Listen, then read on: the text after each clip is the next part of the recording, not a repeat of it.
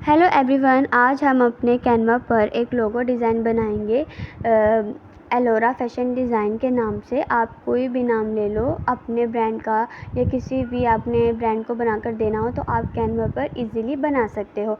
तो हम एलोरा और फैशन हाउस के नाम से अपना लोगो डिज़ाइन करेंगे और आपको इसी तरह हर वीडियो में हर दिन आपको लोगोज़ के अलग अलग आइडियाज़ मिलेंगे। और भी हम लोगोज़ के डिज़ाइन ट्राई करेंगे और भी चीज़ें ट्राई करेंगे। डोंट वरी, हम हर एक चीज़ करेंगे। आपको कैनवा पर इजीली अपने लोगो डिज़ाइन, फैशन डिज़ाइनिंग्स या हर चीज़ जो भी आपको करना होगा वो आप कैनवा पे इजीली कर सकते हैं। तो चलिए, अब आप साथ साथ देख ही रहे होंगे कि मैं एलोरा और फैशन हाउस को किस तरह से बना रही हूँ। आप बस लोग देखते रहें और उसको प्रैक्टिस करें। प्रैक्टिस करने से ही हर चीज़ आती है।